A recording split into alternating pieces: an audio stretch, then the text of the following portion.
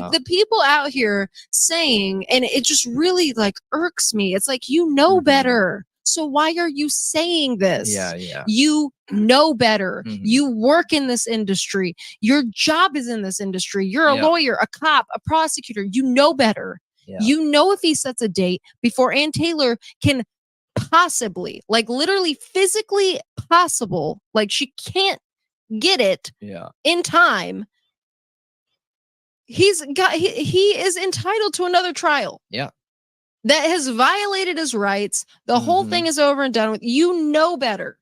Yeah. So why are we assisting the character assassination campaign by acting like he's getting the white glove treatment and that the judge is spineless and isn't making decisions just because they're making decisions that you don't agree with?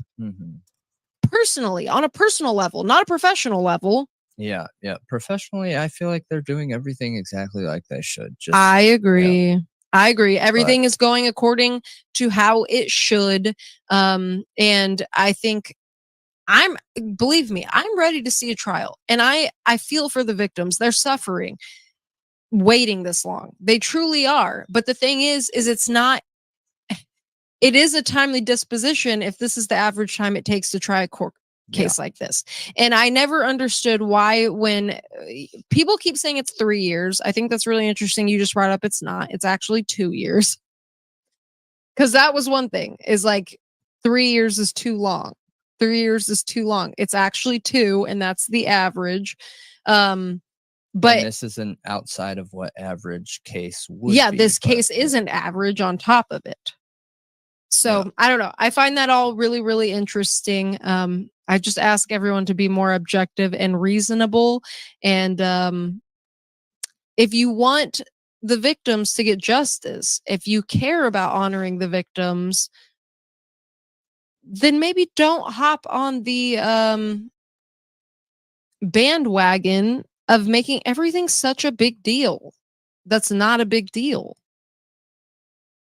Like vegan meals, which is basically peanut butter and jelly.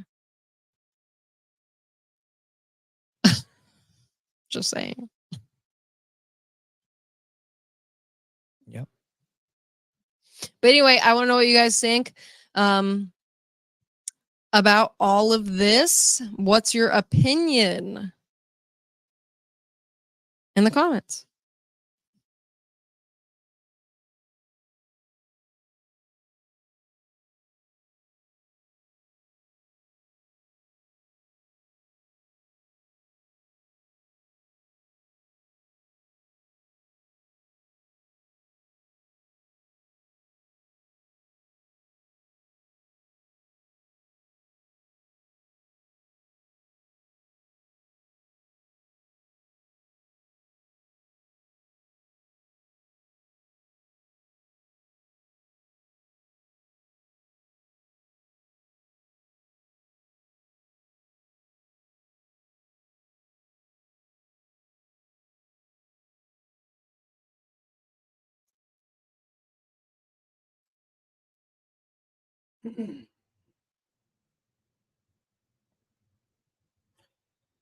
No, it's not just me tonight. Yeah, Malia's always late.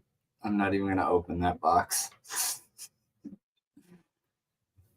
I know better than that. But hey, quick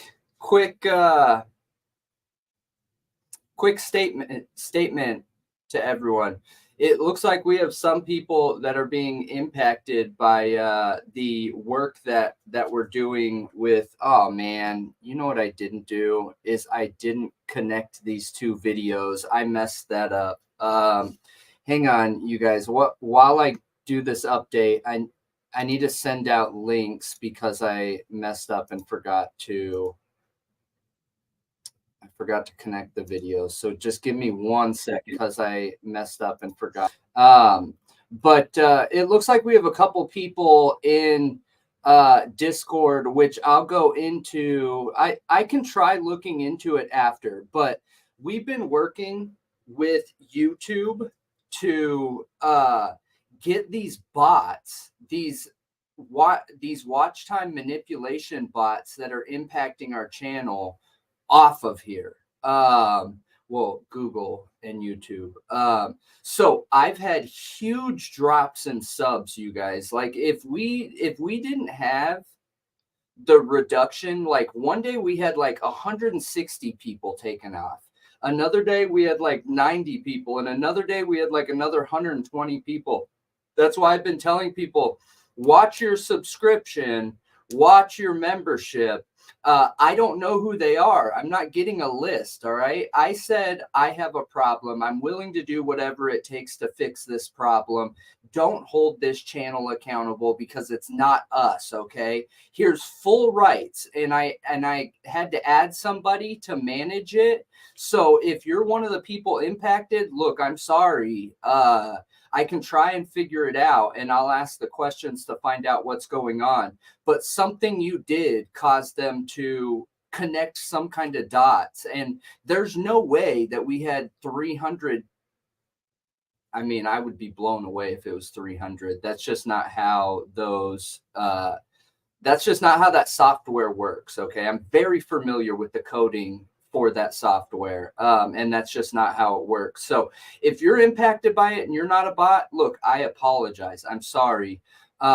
We got to get this problem resolved though. And the channel is above any one person because we are here for everybody, right? And that it's above me, it's above Malia, it's above anyone. So I apologize if you're being impacted by that. Keep an eye on your subscription, keep an eye on your membership, and we'll do the best we can forward. But this has to be fixed. There's no way around it. So all it's done is ended up helping our subscription because we have, you know, support that not all new channels have. But it's still, I would much rather have just regular growth, right? That can be tracked, that can be managed, that can be dug into. And with all this going on, yeah, we have huge spikes in subscribers, but I also don't get honest analytics. So I apologize ahead of time, you guys, if you're impacted by it. And we'll do what we can to figure it out. Honestly, I don't even know what's happening to people. I just know people have reached out, many people, and said, hey, you know, I keep getting booted off your membership or subscriber or whatever. I can assure you it's not me that impacts the channel negatively. But so just keep an eye out for that. But welcome everybody. And yeah, mic's on. Welcome everybody to the True Crime Talk Show, brought to you by Thought Riot Podcast. My name's Brendan. Welcome to the show. Super happy to have you here. We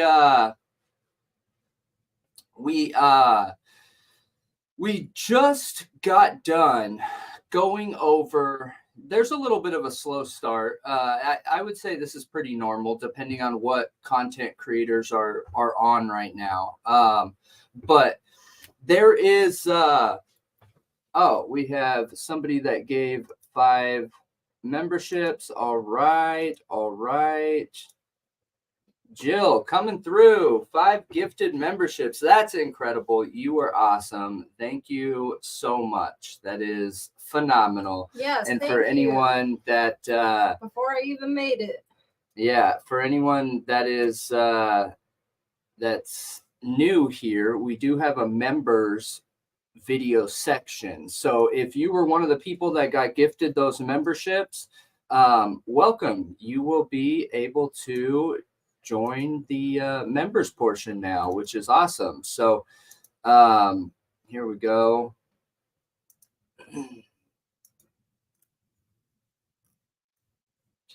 We will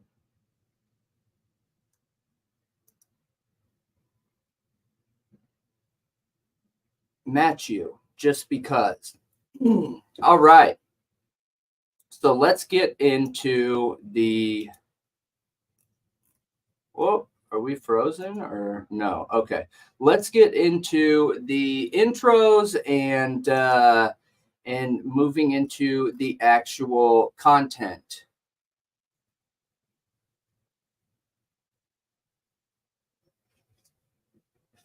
No.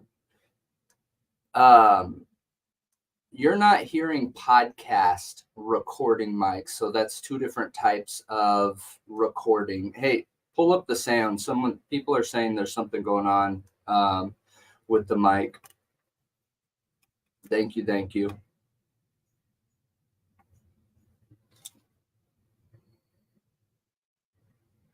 Can you hear?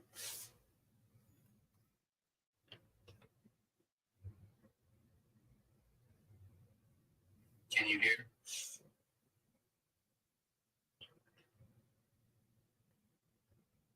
Yeah, so multiple people say it sounds fine on theirs. I'm not sure, you guys. I'm not sure. But anyways, welcome to the show. Our sound isn't normal. Hang on. Okay, well, I'll step away and listen to it, and you just talk.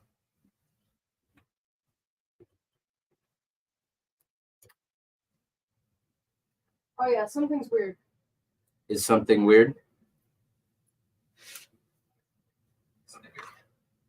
Better?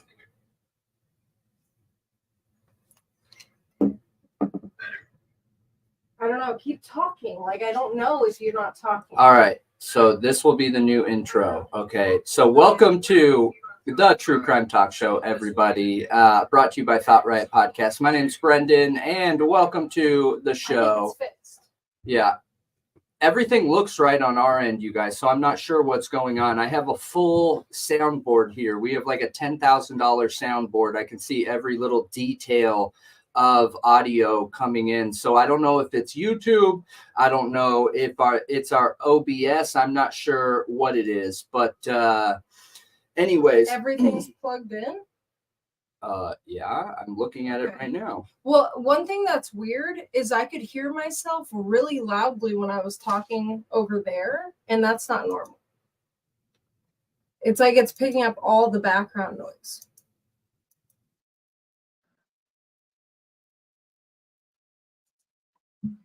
All right, I'm not sure. But all right. Tap, tap.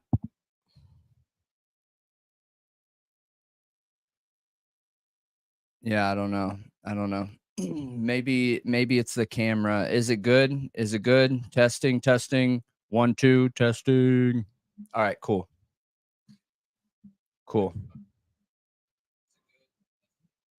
Yeah. Sounds better. Yeah, I fixed it. I know it's wrong. I had the wrong board on. Okay, good. So it was the board going to our other mic setup, which is a full room mic.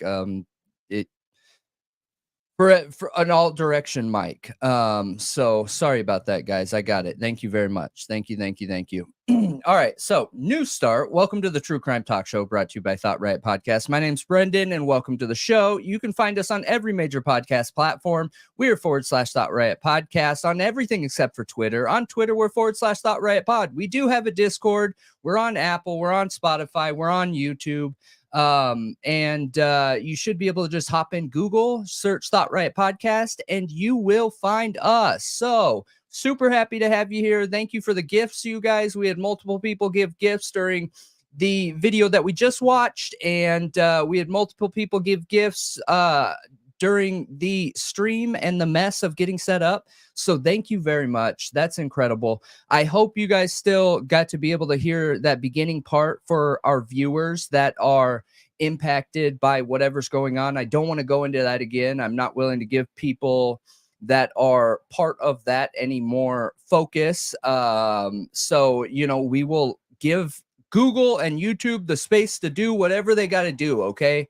Our show is in their hands. It is what it is. And YouTube's incredible. 100% full support YouTube. 100% fully support Google. Absolutely incredible companies. So, we appreciate everything they do. But welcome, everybody. Let's get into the topic we have at hand here. Yes. So we just got done watching the video and breakdown of what do you want to give it, because it was your video, your topic? Yeah. So I was kind of just, to be completely honest, where that whole thing came from was frustration. Nothing against any of these people. I want to make it very clear. I appreciate all of these people. I don't hate them. I don't want to direct hate at them. I think we all need to be kind to each other, even if we disagree. I think we all need to get along. But I heavily disagree and was frustrated by a recent episode of one of Nancy Grace's podcast. Yeah, we're gonna actually watch Stories. the beginning of it. I think it's worth watching. Just because I think that we talked about alibis. We talked about what that means, what an alibi defense is, what victim rights are, and if this trial truly is being delayed to a point that it's making a mockery of the justice system, that it's literally trampling on the rights of the victims. Like, is it such a horrible, like, burdens? Like, I don't know. Is this such out of the norm? Is this delay that out of the norm that it is literally trampling on victims' rights? Curious what you guys think. If you watch the premiere and you took in what we were talking about, then I think that I'm curious, did your opinion change after watching the premiere and the information we brought in that video?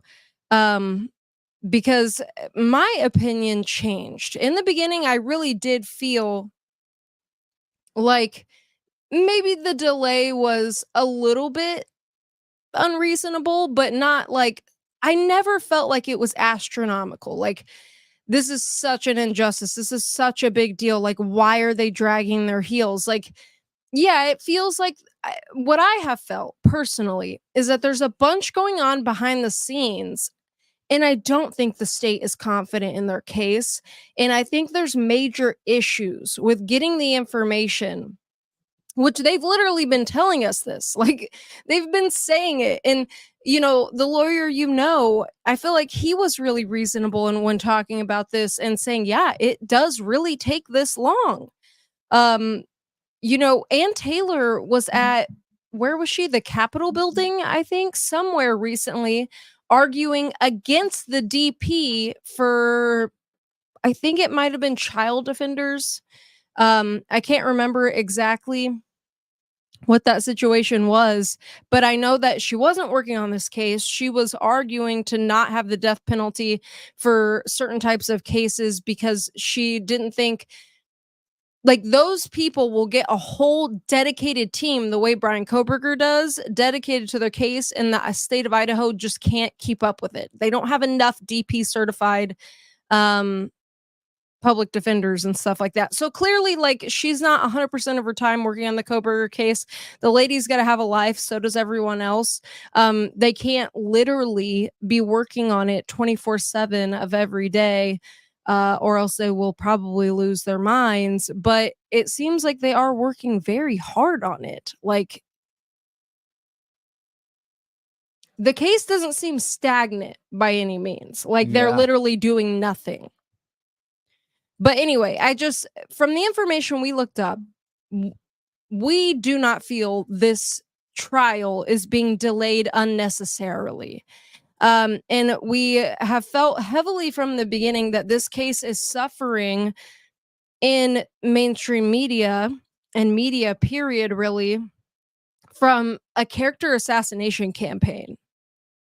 Heavily. Like, one of the worst ever. Like, literally, Casey Anthony status, OJ Simpson status, despite whatever you may think about those people personally, whether you think they're guilty or innocent, that's what's happening in the media. Whether these people are innocent or guilty, they are being their characters being assassinated before they've ever had their day in court. Yeah. And I get that OJ and Casey probably aren't the best examples, but it's just what comes to mind because those are some of the biggest cases ever. Period. And this is obviously one of the biggest cases ever. It definitely will be.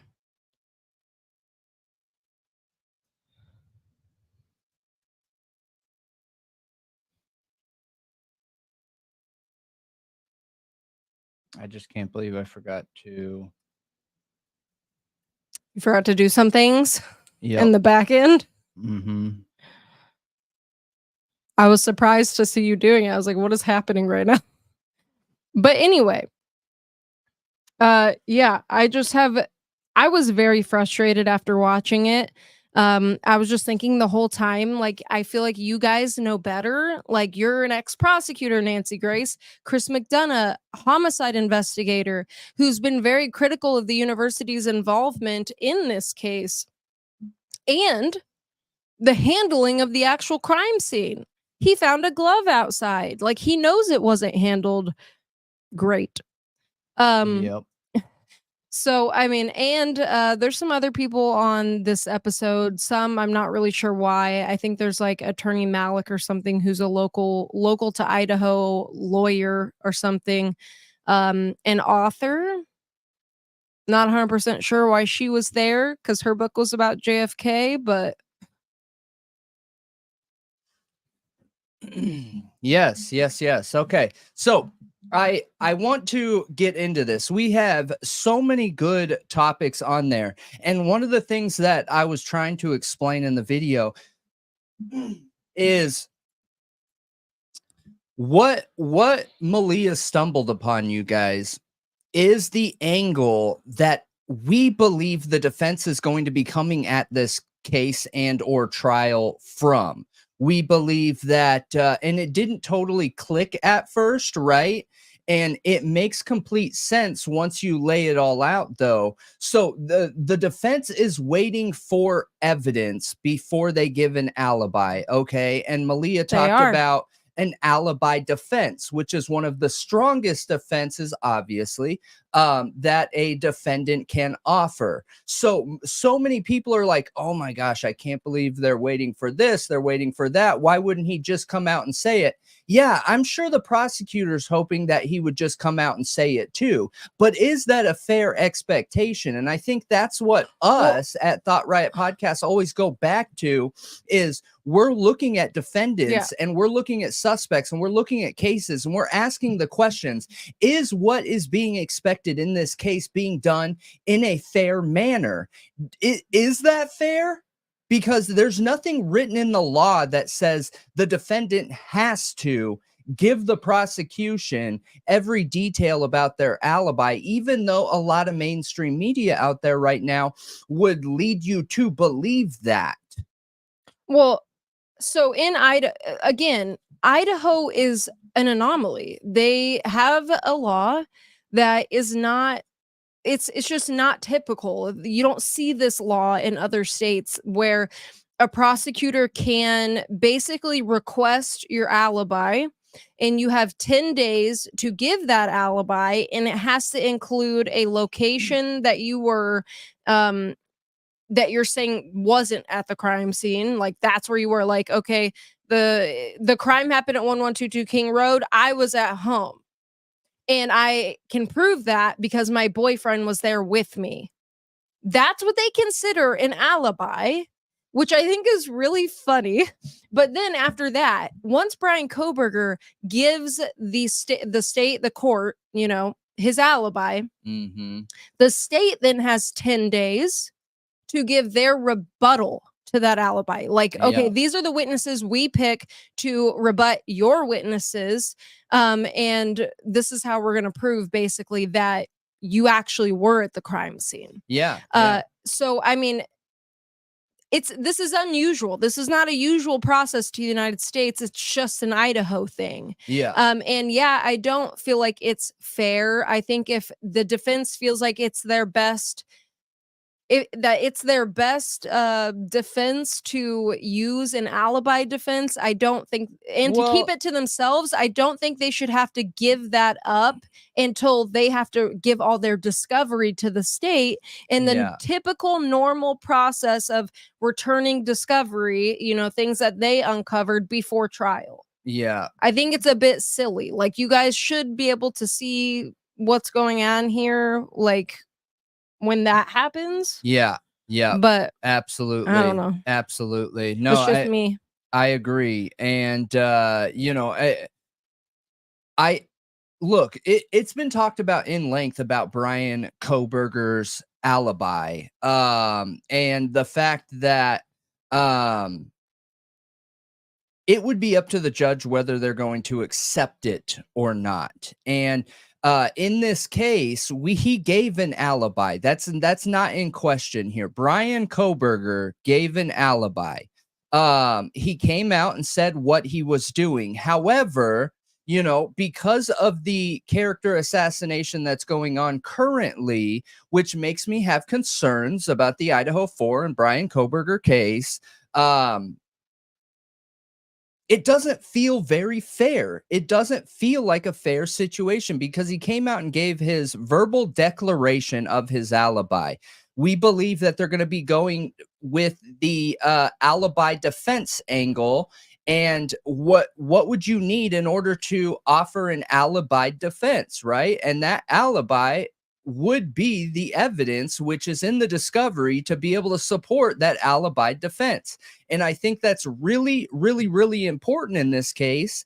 And it's not weird to expect that either. I don't think anything is weird to expect that. What's weird is that mainstream media is running with the story right now that nothing in this case is going as it should. And another example of that, which is really weird to me. I don't understand. You know, you guys, when this case first came about, everybody was saying forever, do not expect this trial this year. Everybody was saying that on mainstream media. They were like, don't expect this trial right now. It's going to take years. And then once it takes years, it's like they're just making up reasons to criticize is what's happening. yeah. They're making up reasons to continue the character assassination campaign against Bryan and his defense attorneys. If he is so guilty, let the evidence speak for itself. You do not have to have a character assassination campaign for somebody to get found guilty if the evidence is as strong as you say it is. Yeah, absolutely. And, just saying. And, you know, in the video, I verbally talked about the average for a capital case within the Idaho area starting at 2 years. Now, when I started looking at national metrics around how long cases take, capital cases that involve murder and the death penalty on average take 3 years or more. This one here says, and remember, average is right in the middle, you guys. That means it could be less and it could be more. It is not like the high side. No, it's literally right in the middle. This is 1,107 days in these situations. And 1,107 days is 3.1 years. Yeah. So I don't know if you guys watched that recent Nancy Grace video. I do want to play the beginning of it just a little bit because I think it's a good opener to talk about. So that's an average. That's not even including the appeal process. That's just getting it to trial. The first trial. Yeah. That's getting through the trial. Oh, getting through the first trial. And trials should only last a month and a half, 2 months, 3 months at the most. So like that's by the end of the trial, it is at the average in the middle, 3 years, or, you know, who knows how high the high side is. That's right in the middle. But the trial judge is putting Bryan Kohberger's feet to the fire, saying, so what is your alibi? What is your fake alibi? Who said that? What is your alibi? Now, notice of alibi is due. The state is asking, could you be a little more specific than he's just wandering around town? And the defense is now alluding to the fact they have witnesses that place Bryan Kohberger somewhere completely different than the crime scene on King Road, where 4 beautiful young University of Idaho students are slaughtered in their own beds. Where is he at 3 a.m.? I can't wait to hear this. Witnesses? What witnesses? As I've told many a jury, Nothing good happens after midnight. So where is Kohberger going to tell us he was at 3 a.m. at the time of the murders, and what witnesses are going to bail him out of 4 murder 1 charges? You're seeing right there the murder scene. Some of those are photos I took. Let's scroll through, because you can see exactly what was going on inside that home from what we believe to be Kohberger's perch on a, let me just say, incline and a parking area. Right, yeah, right there, like where you're looking right now, where you are standing, viewer, right there. You can look right into the home from that parking lot, which was perched a little bit above the home. So you want to tell me that's not where he was at 3 a.m., waiting to make his entrance into this home under the cloak of darkness? Because I say that's exactly where he was. I'm Nancy Grace. This is Crime Stories. Thank you for being with us here at Crime Stories and on Sirius XM 111.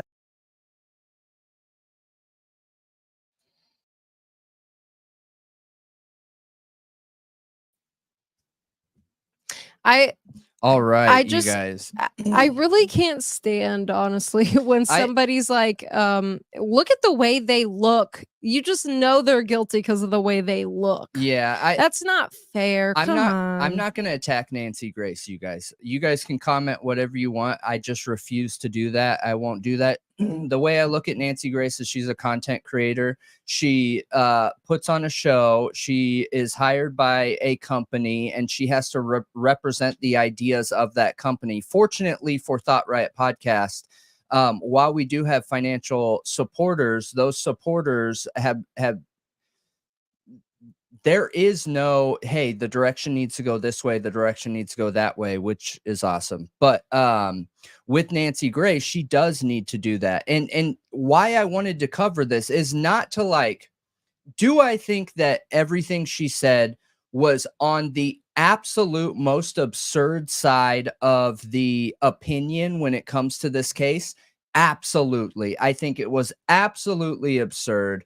And you know, you can tell that the script and bullet points that she's reading from are done in a way to intentionally leave out like information that has to do with the defense, right?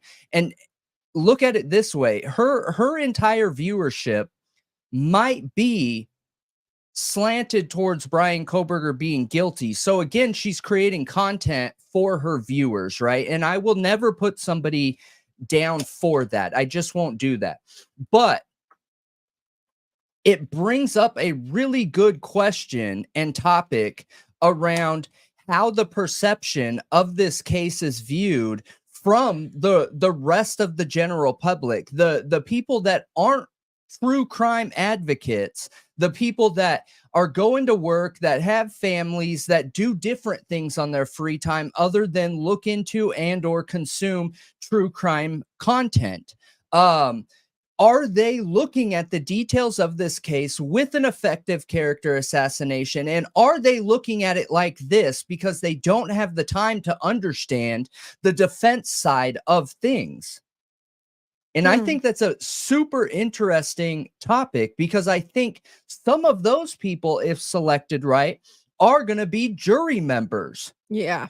Are going to be the general public, where, look, I have no idea if Bryan Kohberger is guilty or innocent. A lot of people try and put us in the innocent box. I will not commit to Kohberger's innocence. I don't know.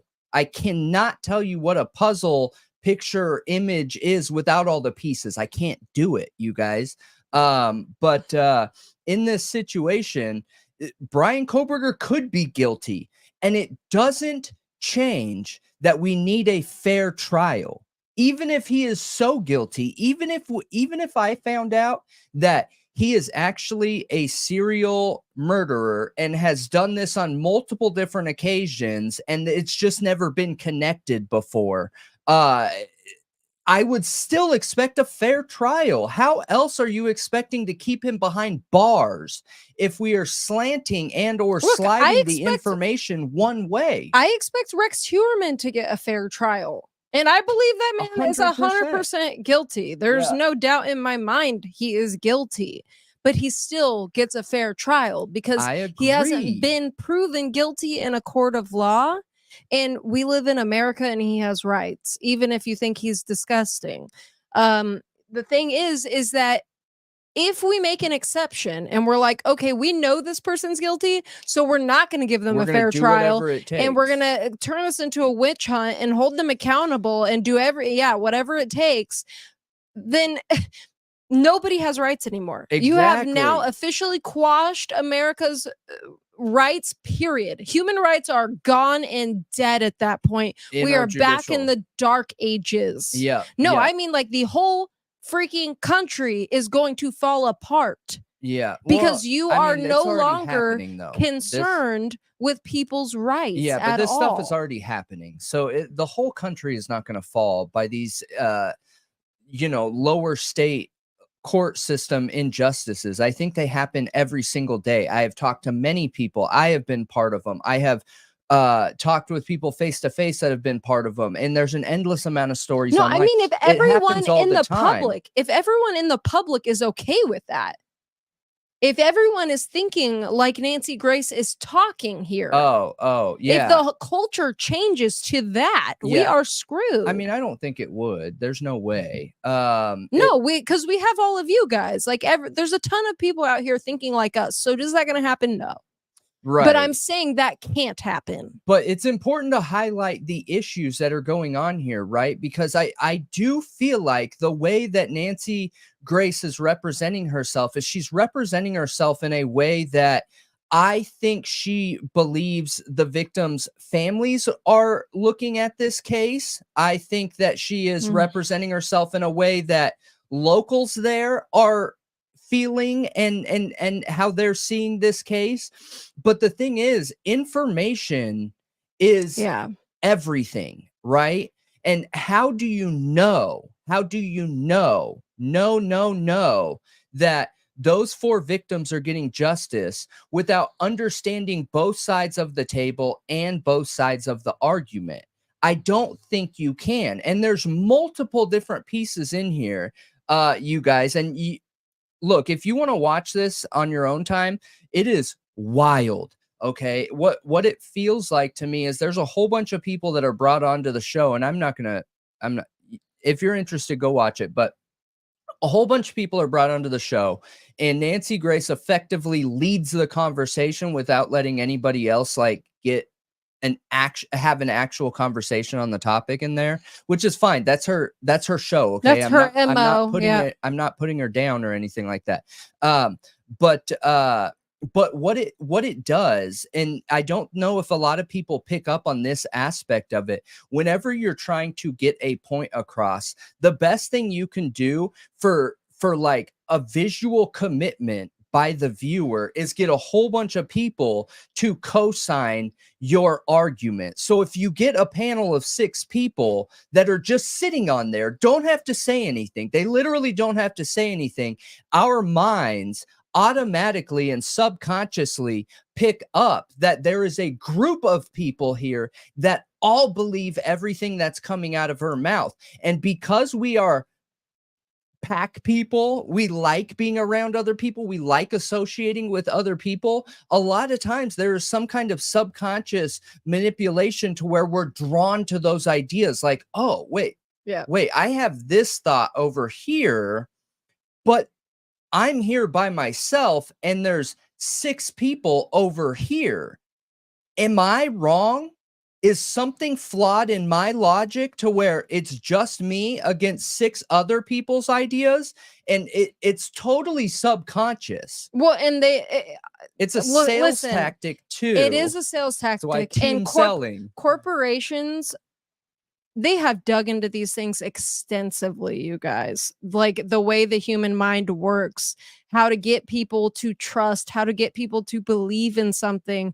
They have studied these things and hire experts to teach their salesmen, to teach the people that work for them how to do these things, how to make people believe you and trust you, and all of these things. They're experts in human behavior. Why do you think Brendan is so good at reading people? he's been trained by people like this. Well, So that's my why you money know the depended tactics. on And it. yeah, your money depends on it. So you need to know these things. And you're only going to be as good as you are at reading people. Yeah. So I mean, yeah, I had no idea the extent that corporations went to sell people products or ideas. Oh my gosh. I didn't understand that until I went to college and took a course. Yeah, And I yeah. was like, holy cow, like this is insane that they pump smells into stores.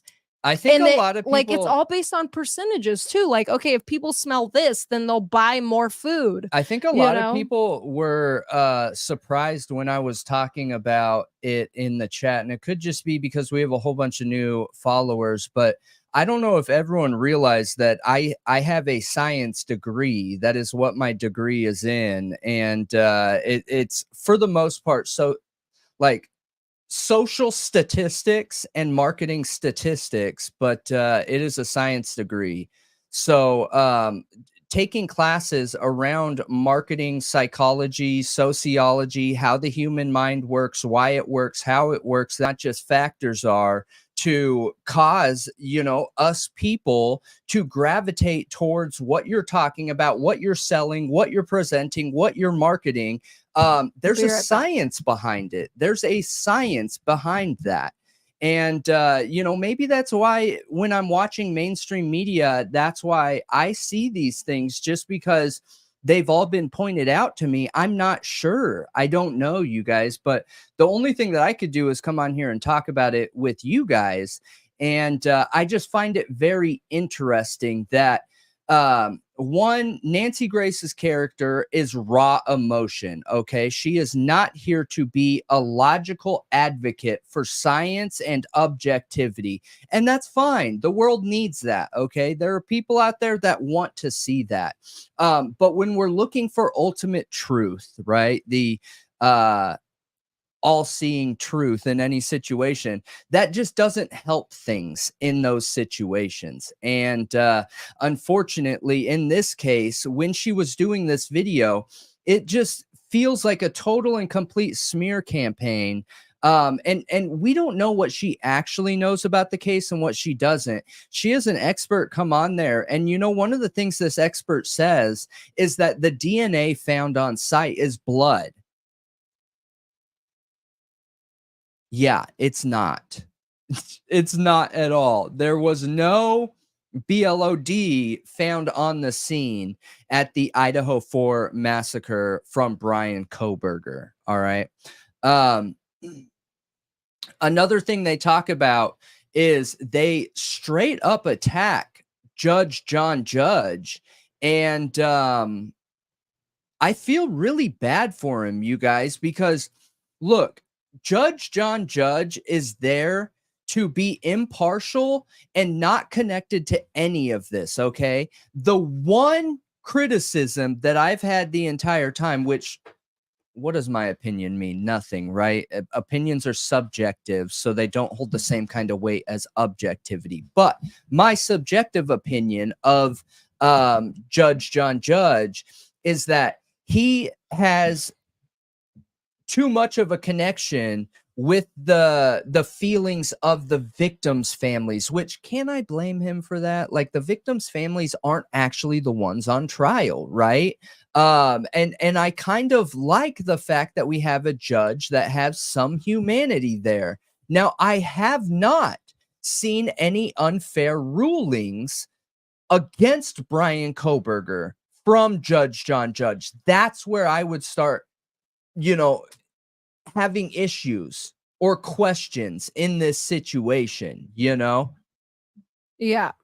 So some of the main things from that, man, from that episode that I wanted to talk about is the way he looks, okay? The fact that she takes a significant amount of time to say, look at him, look at his face. You know, the jury isn't going to want to be in the same room as him. Oh gosh, when she's looking at the pictures, those are so awful. It just, it's like it's bullying behavior, and I just don't understand the point of it. Like, again, if he's guilty, the evidence is not going to be based on how he looks. Yeah, no, I agree. And I just don't understand the point. Again, it's more character assassination, and we don't really need to go very deeply into that, because I think it's pretty obvious how ridiculous it is. The 400 witnesses, she's basically making a mockery of it, saying the defense says there's 400 witnesses. Like, what are they even talking about? There's no way, it's not possible. I don't think that's what Anne is saying, that they're going to interview 400 witnesses. She said potential. She said potential. There are 400 potential witnesses. Yeah, I don't think. And she said they had 100 left to interview. I don't know why people stopped listening at 400, but she said they have 100 that they need to interview and have only done 10%. That's literally what she said. Yeah. So no, there's not 400 witnesses. Yeah. That they're going to be bringing. Like, at no point did she ever say that. Also, that this delay is making a mockery of the justice system. This delay is making a mockery of the American justice system. Yeah. Of all things that are going on in the justice system, do you out there, you guys watching, personally feel that this delay is the one thing about this trial that's making a mockery of the justice system? The delay, just the delay, is making a mockery of the justice system. I mean, I'm asking all you out there. I don't think so. Based off the stats that you pulled up, absolutely not. Yeah. Yeah. Absolutely not. Whoa. Super sticker, anti-hero, hitting it again. That is literally like, is it a pepper shaker? That's like $10,000. Anti-hero is coming through as the hero. Bam. That's incredible. We appreciate you. That is amazing. Thank you. Thank you. I like the pair dancing. Let me see. Does it let you pick your super sticker? I don't know. I don't think I've ever bought a super sticker. Anyway. Yeah, I feel like, of all things, the delay is not what's causing the justice system to look like a mockery. I agree. I don't think the delay is. And that is why I'm bringing this up in general, right? Because look, we've said this from the start, you guys, and I think there might be some times that some people are going to be shocked at how we're going to hold true to it. But we said from the very beginning that we respect all content creators, okay? Now, that includes people that are part of mainstream media like Nancy Grace. Could I get on here and, objectively rip apart her arguments? Absolutely, I could, okay? In the same way that she could to me as well. But I'm going to respect her position and what she does and who she is when presenting this information. However, we can have a conversation about the actual information itself, not the person, but the information she's bringing to the table, and do it in a respectful fashion. As far as I'm concerned, Nancy Grace is a content creator, okay? And clearly she has done a good job to where she has her own show. She has her own following. She is on mainstream media. She is presented all the time in these mainstream leading cases. And look, she's relevant in them, all right? So I think what she has to say is interesting when understanding that the information she's bringing to the table is not science, right? But it can actually be looked at and broken down from a sociological perspective. She is a representation in the anger and frustration that she brings to the table from the average person who is not heavily invested in true crime. That's what I see. The whole time I was watching this, while don't get me wrong, I'm like, oh, gosh, that's wrong. That's wrong. That's wrong. The whole time I was also thinking, you know what? I bet there are quite a few people out there that literally feel this same way. Then I started thinking, how many people are watching this show and are like, yeah, yes, get him, Nancy Grace, you know? And I bet you it's more than you think it is. Really. Yeah. I really do. And that's interesting because then that makes me want to bring scientific data and objective evidence to the table to say, hey, I understand you're feeling that way, and there's nothing wrong with feeling that way, but like, get all the facts and then let's see how we feel after that. You know what I mean? Oh, thank you, St. Michael's Sword, for sending a black Yes. cat. I did see you say you can choose your sticker. Oh, awesome. Yeah. Well, awesome. Oh, Okay. thanks, okay. Amanda. Yeah. So thank you, Michael's Sword, always bringing some good conversations to the chat. We appreciate you. And Amanda with the $10 super sticker. You are awesome, and we appreciate you for being here. And it looks like that is Let's Celebrate their first super on a live stream. That's awesome. We are super stoked to be your first super on a live stream, and we appreciate that. And everyone watching, you guys, look, Antihero has been like balling with dropping super stickers. I don't want anyone ever to feel like we need that from anybody. We're here to bring objective scientific evidence and facts. And if you're somebody that can support the podcast monetarily with money, that's amazing. And we appreciate that. And we hope to be able to get to a point to pay you back when we can go full time and do even more stories more regularly with some new shows, you know, and we have things in the works, some very big things on some very mainstream things. But I don't want anyone to feel like they need to do that. We appreciate everyone here, you guys, and the people that can't afford that. That is incredible. And we thank you so much. But don't feel like there's a bar of expectation, you know? Yeah. And I got to go to the bathroom again. And yes, Elser, can you highlight Elser's? This isn't charged, right? This thingy. Yeah. You should plug that in. Member for 3 months. Thanks for being a member, Elser. You didn't know what was a thing. Like, I think every member gets like a free. Yeah, you get like a free thing every month. Free super chat. Yep. Yeah. That's awesome. Hand me the mouse. Yeah. I'll be right back. Miss Smith, will we be discussing the Colorado DNA scandal? Yes.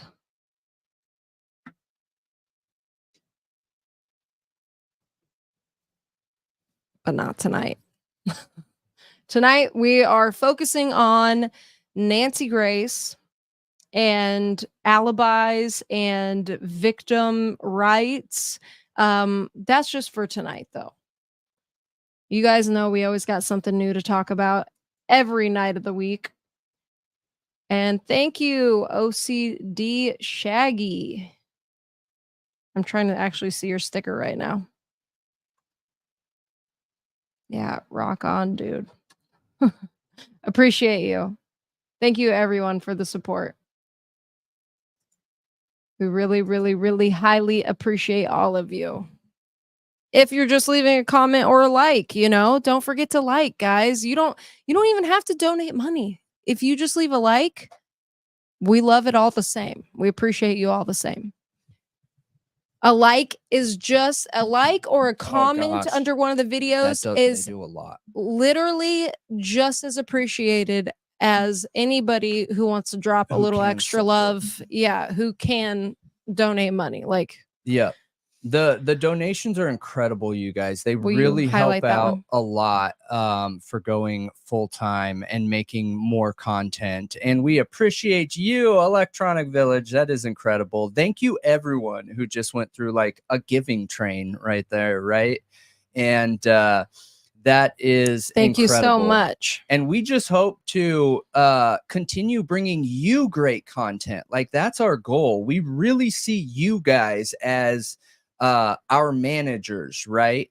And what you guys want to see and what's being talked about in the true crime community are the topics that we're going to talk about. I don't ever want to be in a position where I'm having to force topics onto a community. I want to be talking about what people are interested in talking about. You know what I mean? Well, I wanted to ask you something real quick before we get back onto Kohberger and Idaho 4. Did you see that the Cajun Navy that was working so hard to find Riley Strain in Nashville has now moved up to Hendersonville to look for that missing little boy, Sebastian Rogers? And Good. I know that situation is so weird, you guys. Actually, Nancy Grace just interviewed the parents, and I watched that earlier today, and it was kind of rough to watch. I feel like they're just so emotionally drained and beaten down. You know, Yeah. it's rough. It's a mystery. It seems like he literally vanished without a trace. I hope that they make some headway, though. You know, he's got autism. Any situation that is not his norm is going to be so incredibly difficult for him to deal with. Like, kids who have autism need consistency. They need the same thing over and over every day. They need people that they know, you know? Yeah. So, you know, I'm worried about him, you know? I'd be worried about any little kid that's missing, but I'm just that on top of it, you know, wherever he's at, if he's, you know, unfortunately still alive, he's got to be really uncomfortable. Yeah. But they're claiming he like walked out of his own volition, which is, I don't know. It's kind of weird. Like, why would he just up and leave if he was so happy at home? Look, I have too? no idea. So no anyway, idea. again, I hope they make headway. I'm glad that they're getting some additional help and resources, and we'll see where it goes. Yeah. I know there's a lot of people in the community that have been focusing on that case a lot recently. Yeah. Yeah. Yeah. And I saw your suggestion, Miss Smith. Thank you. Anytime I see a suggestion, even if I don't say anything, guys, I always write it down. Just so you know.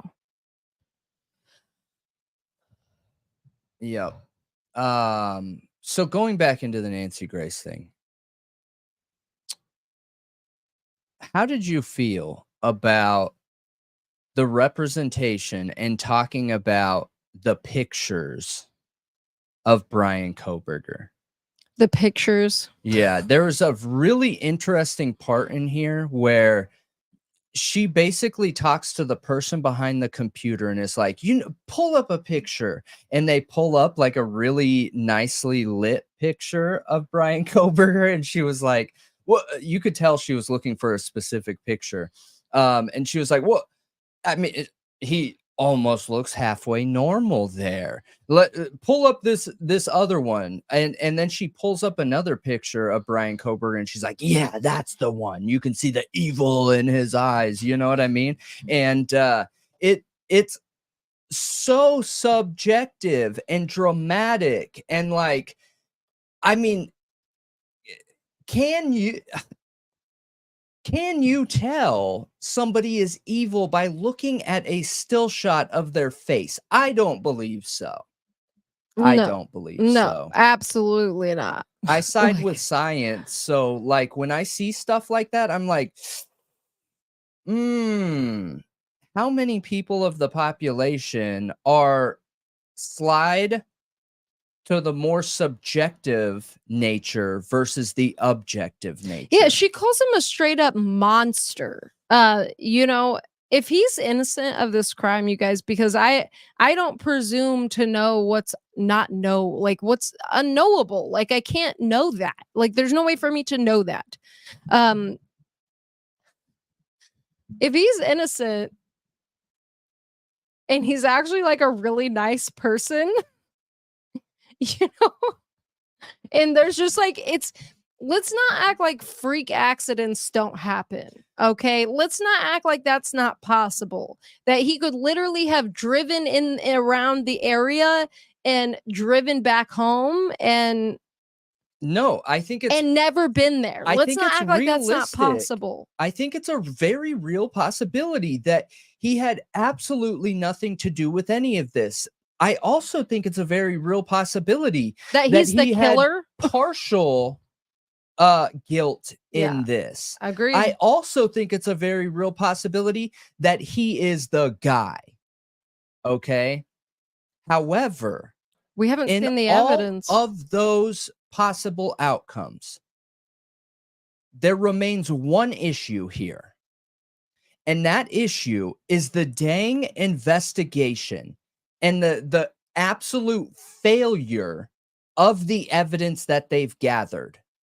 And it's terrifying. Okay, so let's move on to another thing she mentioned. She mentioned the gas station footage. She really highlighted the gas station footage that we just covered last We already week, you know that guys. somebody on her show watches our show. That Yeah. it's been confirmed 100%. Yeah. From someone close. She brought that but up, and I thought, oh, because that's of this so video. funny that she just came out with something talking about that gas station footage and how big of a deal it was, and how that clerk looked through the footage, days of footage, you guys. Here, let me show you days guys of what. footage, and painstakingly, and found it, and then got it to the cops.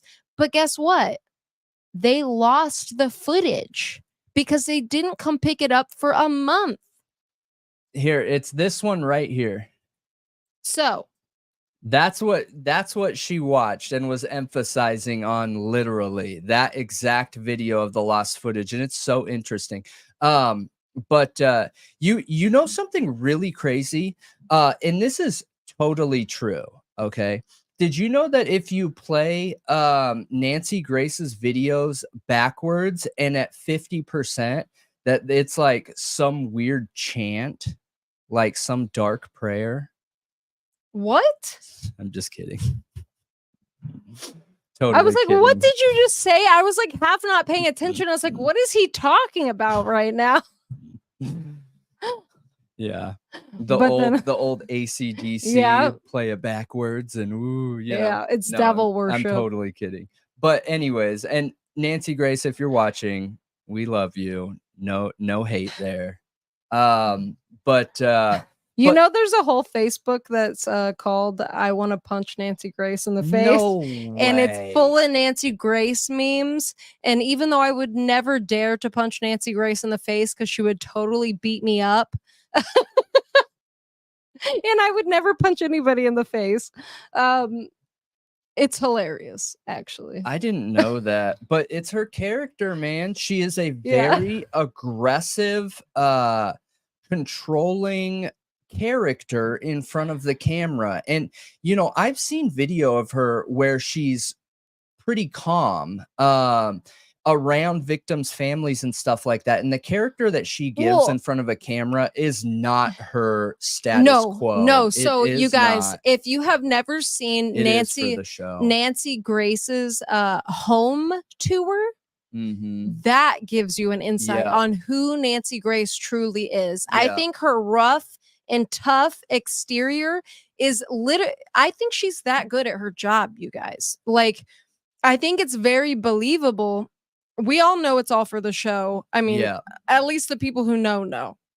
But I think I think she created that character back when she was a prosecutor, because you guys, I think she's a very sensitive, family-oriented, loving person who feels things very intensely. And the reason she became a prosecutor was because of her fiance being murdered. And that's where her life went. She dedicated her life to getting justice after that. And I think that she created that persona in the courtroom as and I think it was really smart. Yeah. I think it worked. And I think people saw it and recognized it. And that's how she got a show. I just wish. Because she's a shark. I wish that she would bring more objective evidence to her I argument. agree. And what I mean I by that is agree. like, you guys, if I was partnered with somebody like Nancy, or not, that's not a good example. If I was partnered with somebody that believes 100% Bryan Kohberger is innocent, I could debate the guilty side, and I could do it objectively, and I believe I could bring up really strong evidence to support the possibility that Bryan Kohberger is guilty. I really do. I think I know this case good enough to be able to bring that up in a debate. The reason why I don't like that it's so subjective is because it is like it's like pushing the true crime community into a non-science-based thinking. And for me, that is the opposite of what we need. We need people to be involved and interested in our justice system to make sure that it's being managed fairly, respectfully, honestly. And the only way that you can do that is dropping the subjectivity at your side, or not dropping it, but at least being able to control it so that you can look at the objective evidence in any case or situation. And an objective piece of evidence, do you ever, you guys, could you ever imagine Bill Thompson coming forward in front of the court and saying, we have such great evidence that this man, that defendant sitting right there, Bryan Kohberger sitting right there behind that desk, he is it. And the evidence that we have to prove that Bryan Kohberger is the guy that unfortunately ended the lives of those 4 students is his inset eyes, is the way that his face is structured. It is his overall image. He looks guilty. He and looks I like a wouldn't want to monster. be in a room Yeah. alone with him. So we know he's guilty. Like, No matter how dude, convincingly you say that, it's not it evidence. sounds absurd. Deep set eyes mean somebody is inherently evil. I just have Be wary of people with deep set eyes. Or, you know, what's his astrology sign? Yeah, them Virgos. They're all serial killers. Is he a Virgo? I don't know. I'm a Virgo. I just think all Virgos are serial killers. So Yeah. Yeah. It's fair, I guess. But I just can't imagine that. What is BK? What's his birthday again? There are very good arguments for him potentially being guilty, you guys. I could come up with very good arguments. Oh, yeah, it's definitely the bushy eyebrows. That's what makes him evil. Right. Right. Yeah. Anyway, I think somebody said he's a Pisces. And then somebody said he's a Scorpio. So I don't know. Okay, Yeah. Scorpio. I think the consensus is Scorpio, which is interesting. I'm not gonna lie, it's a little bit interesting. Scorpios are kind of crazy too, but at least according to what I know about astrology, Scorpios are a little crazy. Yeah. Yeah. I mean, honestly, Virgos are a little crazy too, in a different way, though. Yeah, I mean, I think everyone's a little crazy in a different way, if I'm weird, being honest, though. narcissistic, self-centered type way. Kohberger's birthday is November 21st. Okay. But anyways, I think that there could be very good evidence to argue him being guilty. Oh, absolutely. I'm not going to deny the obvious that if this DNA is legitimate, because I have a really hard time believing that we can trust that DNA based off of what we know. Now, if things change in the court of law and they come out with the evidence and it's believable, then I'll believe it. You know what I mean? Like if they can really prove like this is his DNA and it's not just this this blown out of proportion number, this exaggerated number with the octillion thing, whatever. Yeah. And they actually can back it up, and it stands the test of the defense's experts, and their arguments against it aren't that great. I'm gonna believe it.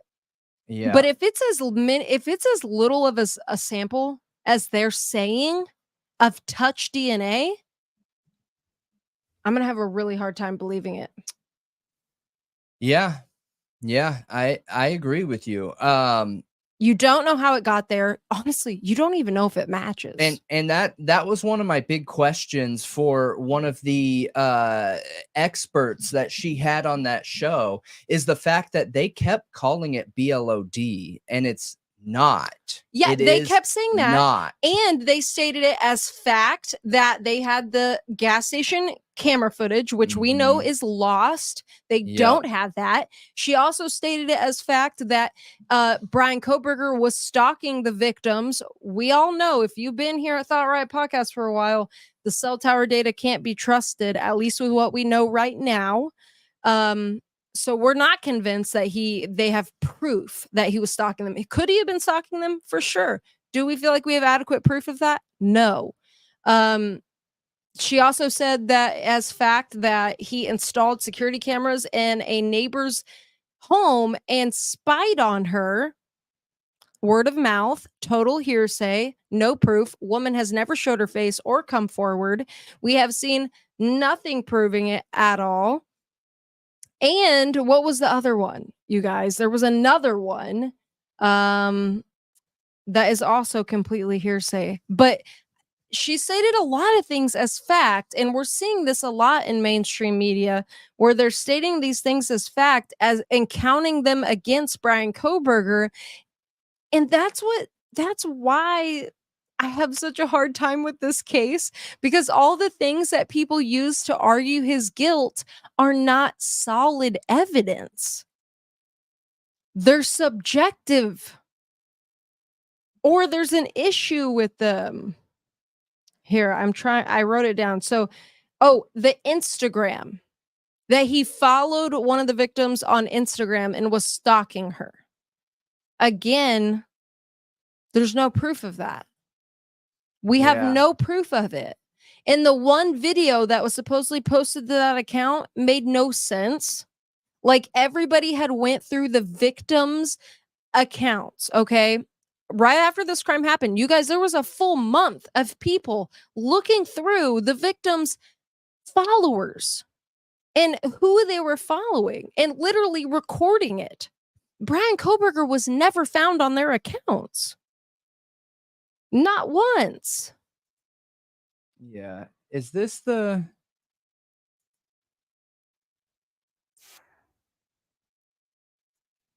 Yeah. Yeah, this is the ex-CIA lady.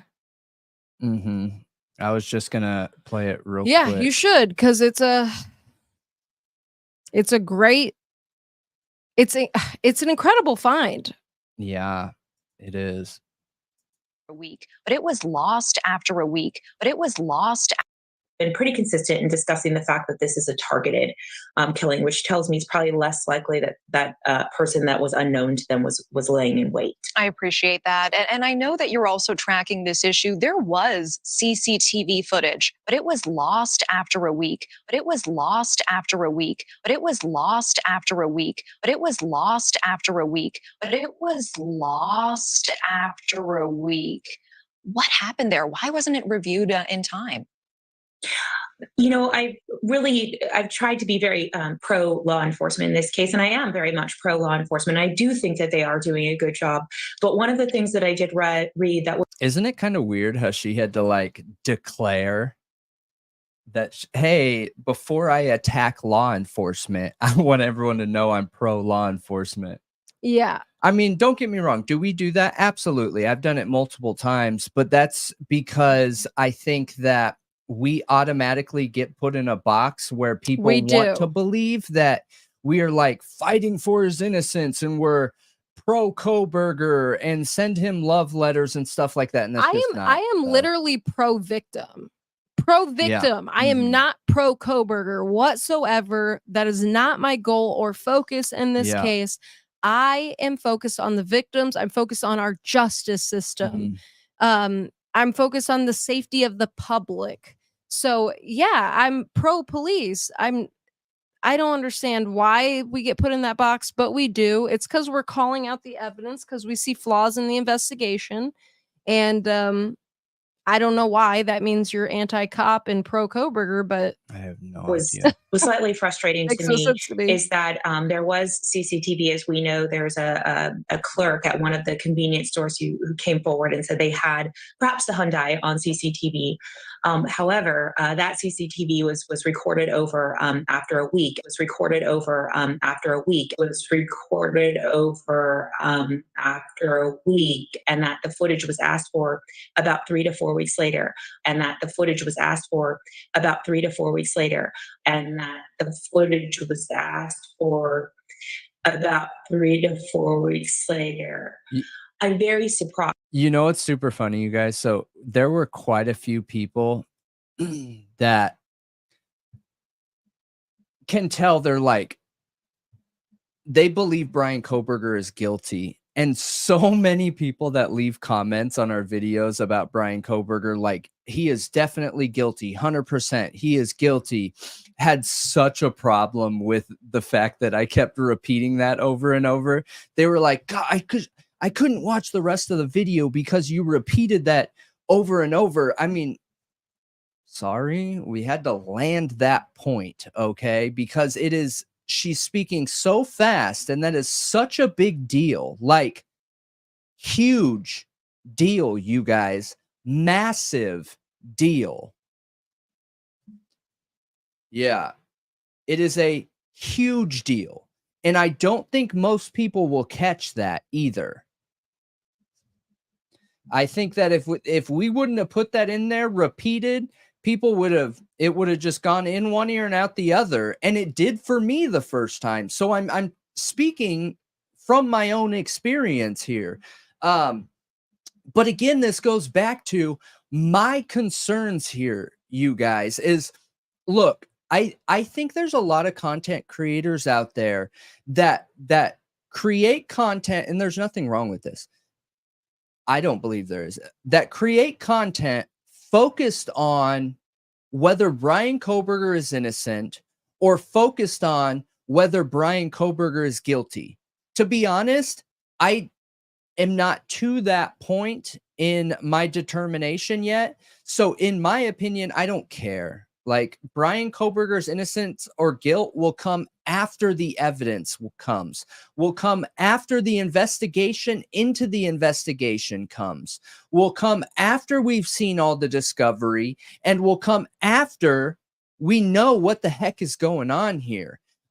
So, you know, I hope nobody watches our content and thinks that we're on here to prove Bryan Kohberger is innocent or to prove Bryan Kohberger is guilty.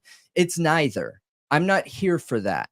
I'm here to make sure that the people in Idaho are, for victims are getting justice, and that those hundreds of people in that area can go to sleep safe at night. I'm not confident they can right now. I don't know about you guys, but I am not confident they can right now. And in my opinion, that's terrifying. Terrifying. Terrifying.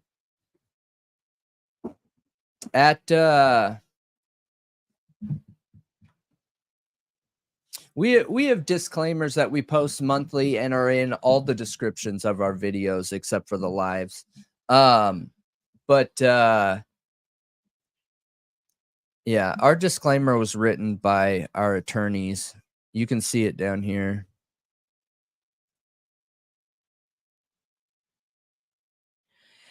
I think they're meaning a disclaimer about copyright and Yes. opinions and all that. Yeah. This is our official disclaimer written by our attorneys. Bam, bam, bam. Yep. It is a Thought Riot podcast specific disclaimer. it's been adjusted to be able to target bots. Actually, hopefully those bot people have read it, because there are very specific sentences in there that Are talk for about- you. Mhm. They're all for you. Yeah. You probably You want special, to. special little bots. Yep.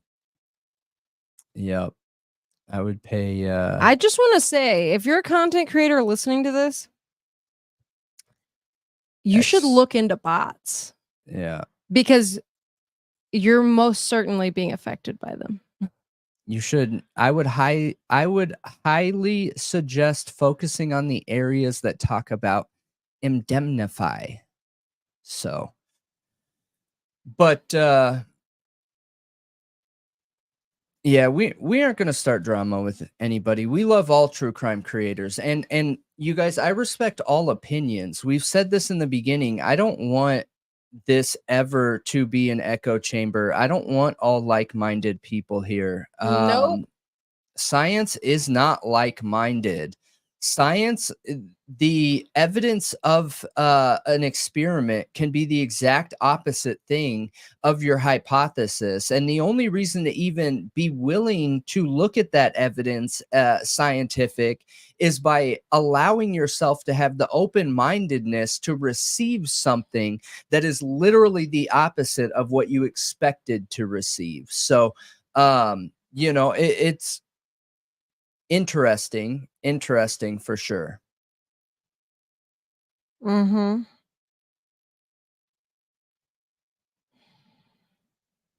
But I have looked into Hannah Cleary. I haven't done an actual topic or case on it in the podcast, because I don't know. It's a sensitive topic. It's a really sensitive situation. The father believes that, you know, nothing bad happened there. And I don't know. Like, it's just, it's of not a, what? it's not a ton of people are feel like there's that big of a connection what? there. Hannah Cleary, the bullying theory to this case, that the victims were bullies. Yeah, I don't know. There's a I just specific don't reason know. that I don't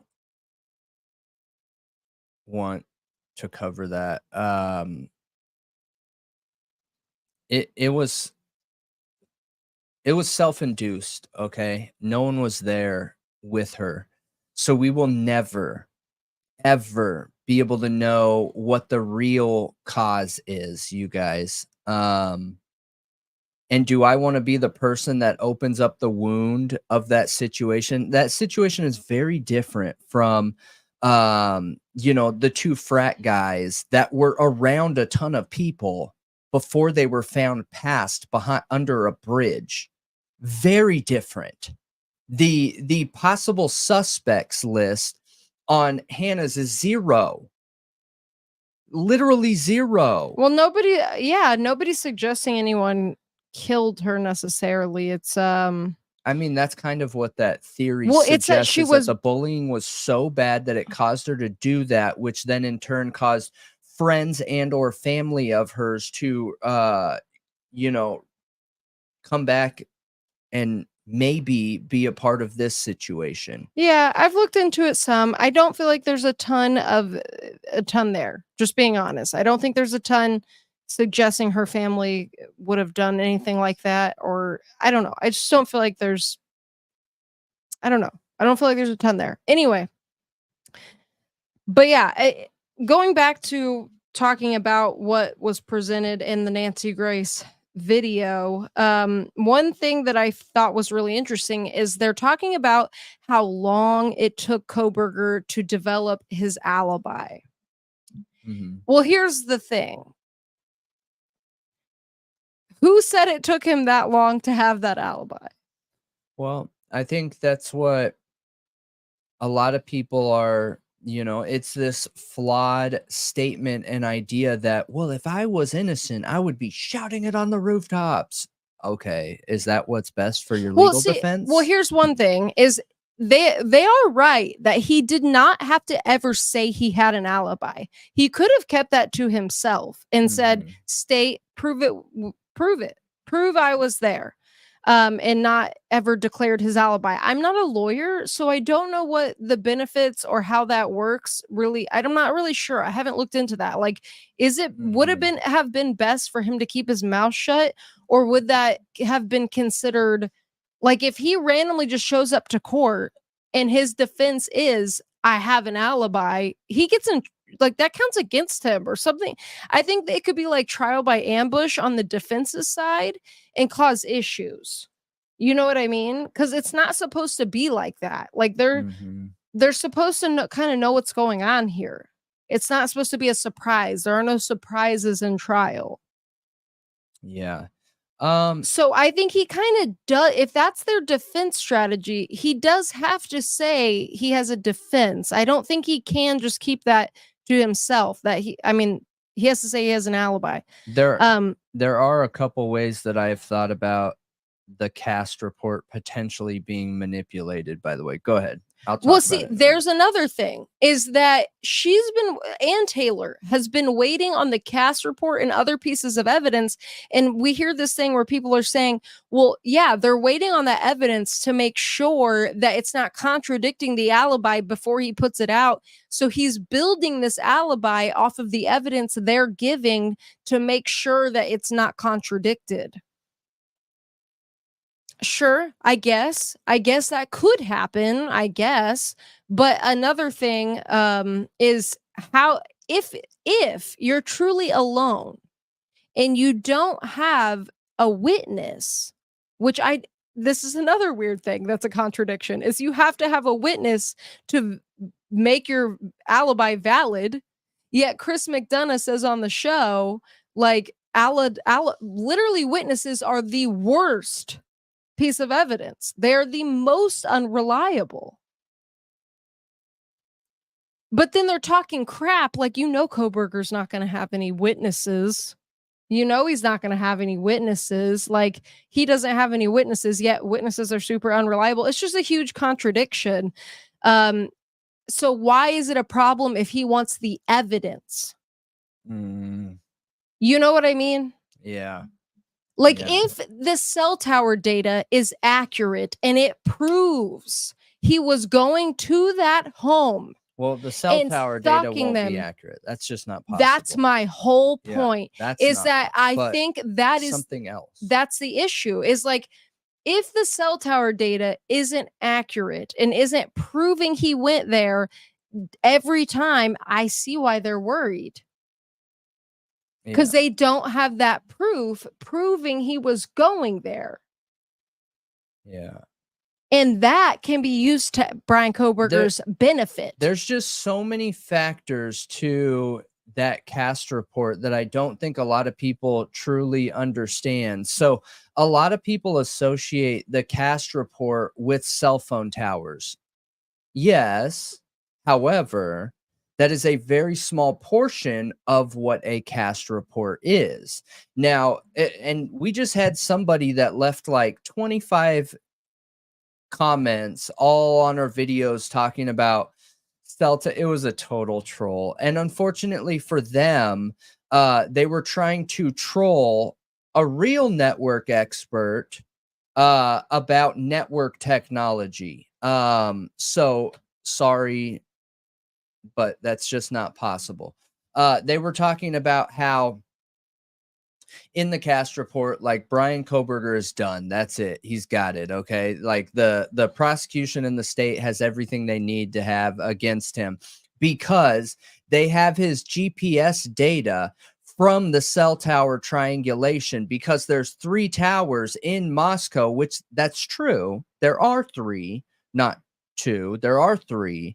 And with those 3 towers, that's enough to triangulate his GPS location. And that guy said that he checked the atmospheric weather patterns and things like that. So he's already made sure that it would be clear to gather that information. Listen, flaw, like, so flawed all the way through that. Okay.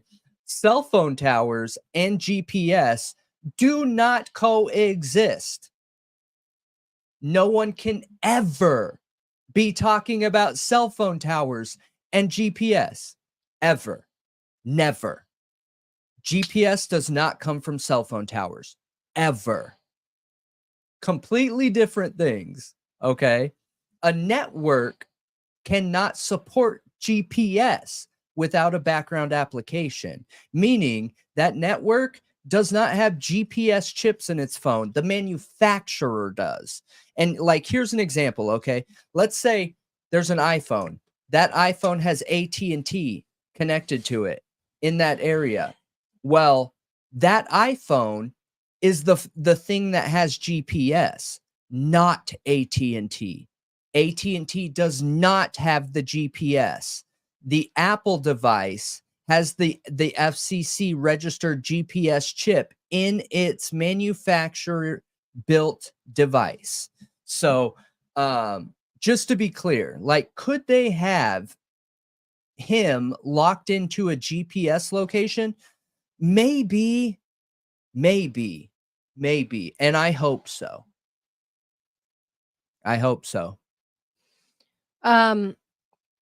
I need to do another video on cell phones again. Go back into it. We have a lot of new people. And people consistently ask, could he have pinged in Moscow while still being at home in Pullman? And yeah, that's true. He could have. It's not maybe. He did do that. He did do that. According to the PCA, their own information. According to their own information. Now, that does not make sense to me unless there's something else to it that I'm not understanding, right? And there could be. I need to understand what data they have, and maybe they're misusing GPS and cell towers. Maybe they're intermixing it, not knowing what they're talking about. You know, a lot of people do that. A lot of people think like, well, they'll just get his GPS location with triangulation on the cell towers. Nope, impossible. Cell towers will never give you GPS ever. Ever. Completely different system. They do not coexist. So maybe we'll see a geo-blended GPS location that doesn't have to do with his AT&T service, because we know AT&T sucks there. And we know there was a network upgrade that night. Now, I'm not talking about cell towers. I don't believe it was cell towers. It was, what was it? Internet? Well, it had to do with the school's portal, online portal and website. Okay. Yeah. So, there's many rumors about 911 going down that night. We're not going to be able to find that out. Just like, you know, that's not going to be public information because these are private companies. That's not going to be something that can be public. With all my online and computer experience, like there's evidence of it. There's evidence of something weird there, but it could also be explained very easily too. So. Okay. Yeah. So, I mean, the cell tower data from everything that we have looked into, and specifically Brendan, it doesn't seem very reliable. And, you know, that's just not even touching on the absurdity of Payne doing his own cast report, essentially. Yeah. Yeah. That's not even touching on how absurd that is. Yeah, I just don't get it. So, but, you know, I mean, the cast report was not done. It literally, I don't understand why Nancy Grace isn't highlighting that. Like, they've had this long and the cast report isn't done. They said they were ready for a speedy trial. They said they were ready for trial in 2024. Wait, the cast report. One of the biggest pieces of evidence, you guys, that proves the stalking, that proves he was supposedly going from Pullman to Moscow to stalk these victims 12 times, isn't done. They don't have it. And that's one of the biggest things for people. Like, oh, he was stalking them. He was going there. He was casing this house. And remember, that evidence was written in the arrest warrant, you guys. That's why that's important, right? Because arrest warrants are supposed to be written with good faith intentions, but how could it be written with good faith intentions if they didn't have that location services on his cell phone until now, all the way until now? That arrest warrant came in late December of 2022. We are now in late March of 2024. That's crazy. It's just interesting to me because some of the biggest strengths that this panel of supposed experts finds in this case are some of the biggest red flags for us. Yeah. They are not solid. They are not objective pieces of incredible evidence. And you can go to many other cases like the Rex Heuermann case. That's just the best example we have, where that evidence looks solid. It is solid. It's backed up. You in the PCA, you can see how they went from point A to point B. It's linear and it all makes sense. Yeah. They're not stretching. It's not, a rogue investigator saying I did a whole cast report by myself, essentially. Mm-hmm. What was I just gonna say? I just lost it. What? I don't remember, but I just posted the Discord invite link, you guys. If you guys want to hop on Discord, it is basically a chat where we continue to investigate, continue to talk, and get alerts. And it's a great time. It doesn't cost anything. And you can come hang out in there for free. And it's pretty awesome. So we appreciate you, and hop on there if you want. I think it's really interesting to consider the fact that the sheath DNA, okay, this touch DNA supposedly that they got from the button snap of this sheath. Like, we talked about the Phantom Heil something in Germany. I can't remember how to pronounce it. We're going to be talking more DNA later this week, but there are many cases out there of contamination of swabs, contaminations in laboratories, contaminations by the personnel, the forensic people that go into the team that goes in there, the lab people who go in and collect the evidence at the scene, by cops, by investigators, by first responders. So many people have contaminated evidence. In many cases, there's so many examples of it. Yeah. And they have ways and safeguards of how to find out if something's been contaminated. Curious if they did any of those here. Anyway. Yeah. It is interesting to consider that it could be a cross-contamination because of how long the delay was. Think we covered the study, and though there was a flaw in that study, it was still a good find. It still holds some weight that DNA is heavily affected by brass and copper and types of metals, that it degrades it, it destroys it. Yeah. Especially over an extended amount of time. So considering there's an 8-hour delay, considering the lead investigators didn't get there till 4, and supposedly they're the ones who found it. Okay, Payne's the one who found it, supposedly, sometime later. Meaning we have about a 12-hour delay in getting that evidence collected. But it's probably even longer than that to get it to a lab and swabbing it and collecting it. How likely is it that the DNA would have survived? And how likely is it was a good sample that could be repeatable? I mean, from what we know, it wasn't repeatable. It was a tiny sample, touch DNA, low copy number, crap DNA. If we're being honest. Yeah. Was it a cross-contamination? Is that possible? Yeah, I think that's a really good question, and I think anything is possible. I really do. Due to the type of DNA that it is, and the fact that It's skin cells that it's could have skin literally been cells. pulled from the air. Yeah, yeah. I mean, there's evidence showing how it could be transferred onto a murder weapon without that person touching it. There are real live experiments out there with that. So super interesting. And yeah, it's just really interesting. And for everyone listening, I did post our social media in the chat, you guys. So I put our Twitter, I put the most recent YouTube video, I put the invite for Discord. Make sure you guys are hitting that like button, that thumbs up button, and leaving a comment under the videos, including the one that we watched as the premiere, which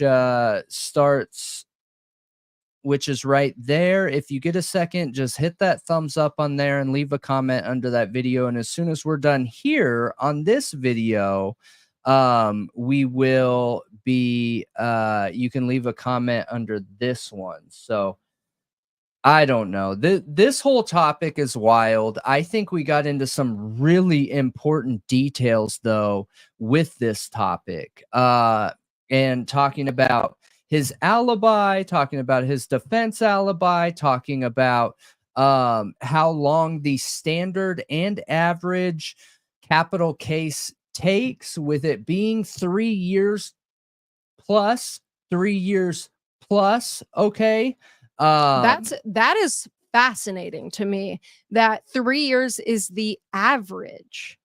That's like the standard. This trial is not going, this isn't a crazy delay. This is average. Yeah. So why is it being blown up and twisted into a way to further a character assassinate this defendant and his team of lawyers who've done nothing wrong? They're doing their job. They're upholding our justice system, its integrity. There is no integrity in the justice system without defense lawyers. They're vital in protecting people's rights and maintaining the justice system for it to be what it is now, so that we don't have witch hunts anymore. I don't want to go back to the witch trials. I don't know about you, but I don't. One other interesting thing that was brought up is that if Bryan Kohberger doesn't have any witnesses, he will have to take the stand. I don't think so. I don't think he's going to have to take the stand for him to have an alibi defense. I truly don't.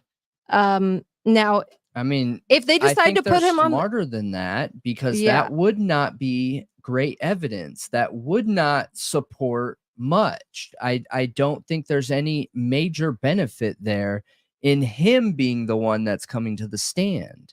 Right. I just don't. Again, witness accounts don't really do anything. Like they're considered highly unreliable. Now, can it resonate with jurors? Yes, but only if they can connect to that person. And if Bryan isn't somebody, when he speaks, is easy to connect to, there's no way they're putting him up on that stand, in my opinion. I don't think they're dumb enough to do that, but we'll see what happens. Also, one thing I want to mention is I don't understand why Bryan was never pulled in for an interview before his arrest. I don't understand, once they found the white Elantra and saw his ID, why they didn't pull him in and say, hey, where were you this night? He never had the chance to give an alibi. He wasn't given that chance like everybody else in this case.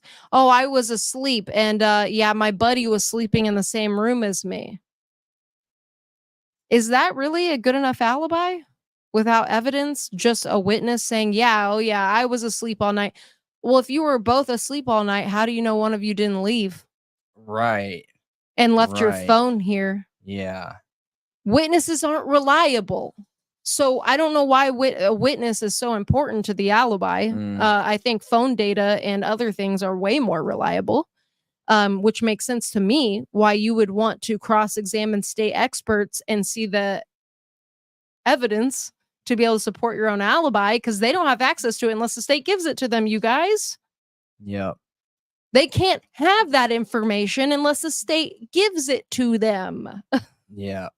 Anyway, he could never give an alibi anyway, though. He didn't get given that chance. They didn't interview him. They didn't pull him in and say, hey, can we have a buccal swab? And where were you this night? He just got his house raided, or his parents' house raided, and arrested. Yeah. He never had that chance.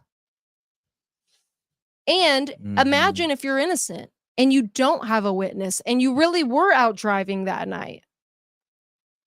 How are you going? And what if you feel like you're being framed? Yeah. Tell me, how, if you are Bryan Kohberger and you are innocent and you are being framed, how are you supposed to prove it? And if you were truly being framed, you couldn't just give your strategies away, because then if you know there's corruption, they could backtrack. They could be like, oh, okay, he's going that direction, so we need to backfill evidence in this spot. Yeah. The justice system works this way for a reason. I think that the criticism in certain areas of this case are unnecessary, like the delay, like criticizing the defense so harshly.